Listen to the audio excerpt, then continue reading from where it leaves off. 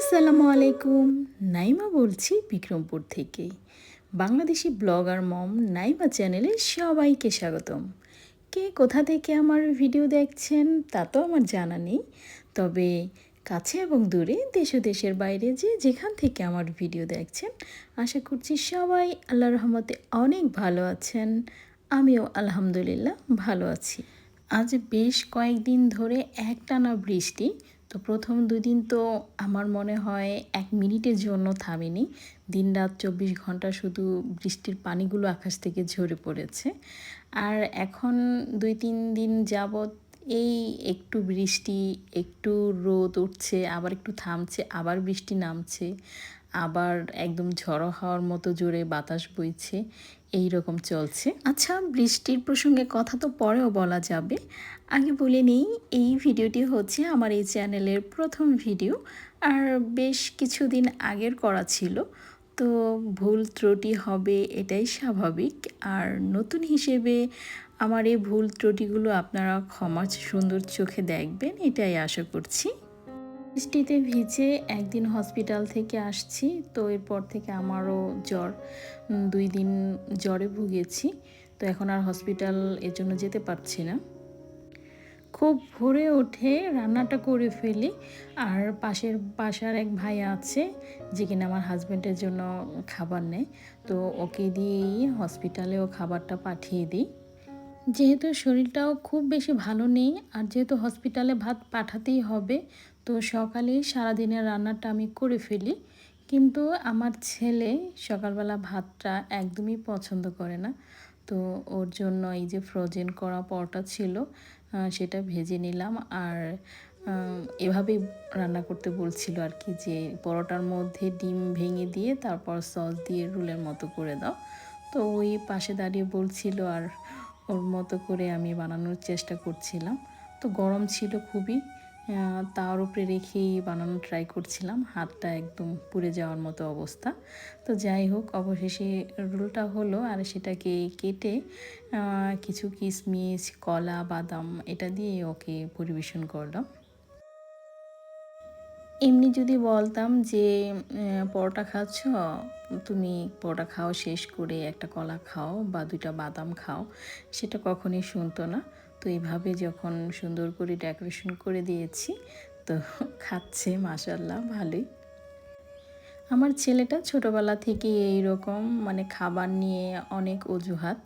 তো ওকে আমি ছোটোবেলা থেকেই ট্রাই করেছি যে খাবারটা একটু ভ্যারাইটিসভাবে দেওয়ার। একটু সুন্দর করে পরিবেশন করে দিলে দেখা যায় কি, খাবারগুলো দেখে বাচ্চারা খাবারের প্রতি আকৃষ্ট হয়, তারপর না চাইলেও একটু আধটু মুখে দেয়। আমার ছেলে যখন ছোট ছিল তখনও এইরকমই করতো। কোনো একটা খাবার স্বাভাবিকভাবে দিলে ওটা আর খেতে চাইতো না। যখন একটু সাজিয়ে গুছিয়ে দিতাম তখন খুব খুশি হতো, খুশি মনে খেত যেটুকুই পারত।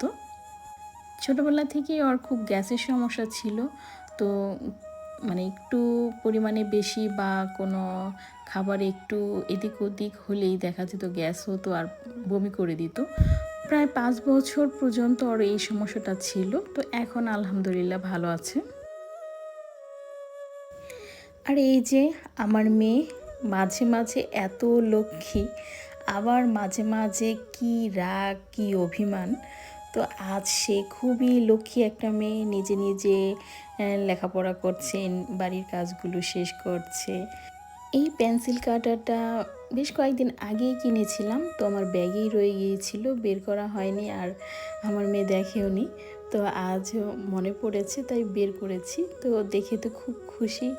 আর দেখছে খুব সুন্দরভাবে পেন্সিল কাটা হয়ে যাচ্ছে।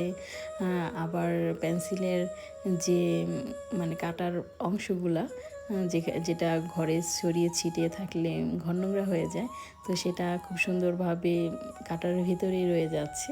তো দেখি খুবই খুশি, আর বারবার আমাকে থ্যাংক ইউ বলছিল। এই ছিল আমার মেয়ের ইংলিশ লেখা।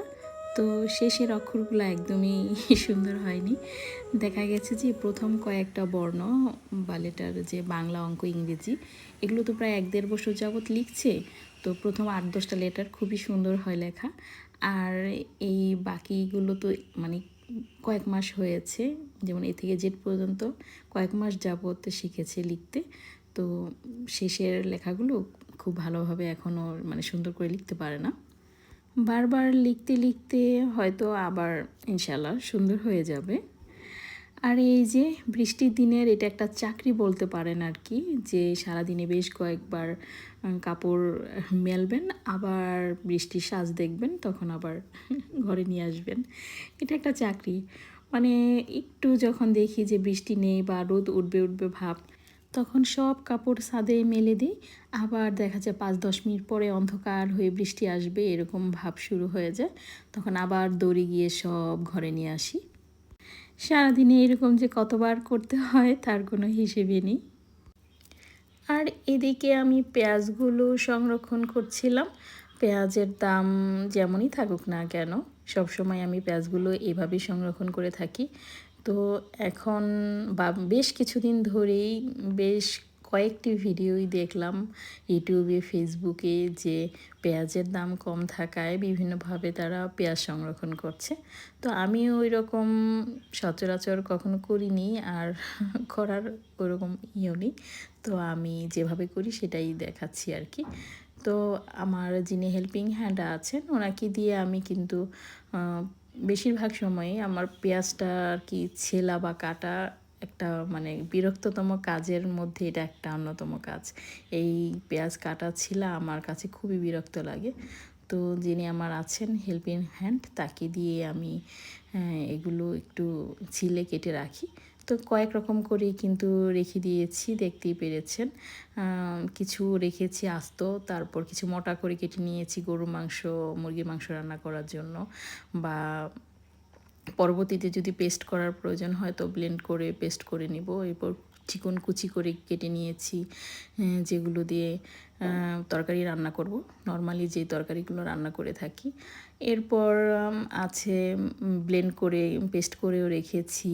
তারপর বেরেস্তাটা আগেই করা ছিল, তো এগুলোর সাথে একসাথে করে রাখলাম যেন প্রয়োজন মতো হাতের কাছে পেয়ে যাই। আর এই তো দিন শেষে যেই কাজটা করি, যেটা না করলেই নয় সেটাই করছি আর কি। তো এই সেলাইটা মানে এই নকশি কাঁথার পুরো ডিজাইনটাই আমার সেলাই চ্যানেলে দেওয়া আছে, চাইলে সেখান থেকে দেখে নিতে পারেন। আর এখানে আমি তো কিছু কিছু করছিলাম, তো সেটা দেখে তো মোটামুটি ধারণা হয়ে যাবে যে ডিজাইনটা কীরকম। তো ভিডিওটা ভালো লাগলে একটা লাইক দিতে ভুলবেন না। এই ধরনের আরও নতুন নতুন ডেইলি লাইফ স্টাইলের ভিডিও পেতে আমার চ্যানেলটাকে সাবস্ক্রাইবও করে রাখতে পারেন। বেল বাটনটি অবশ্যই প্রেস করে রাখবেন, এতে আমি ভিডিও ছাড়া মাত্রই আপনাদের কাছে নোটিফিকেশন আকারে পৌঁছে যাবে। আজ এ পর্যন্তই, সবাই অনেক ভালো থাকবেন, আমার জন্য দোয়া করবেন। আল্লাহ হাফেজ, আসসালামু আলাইকুম।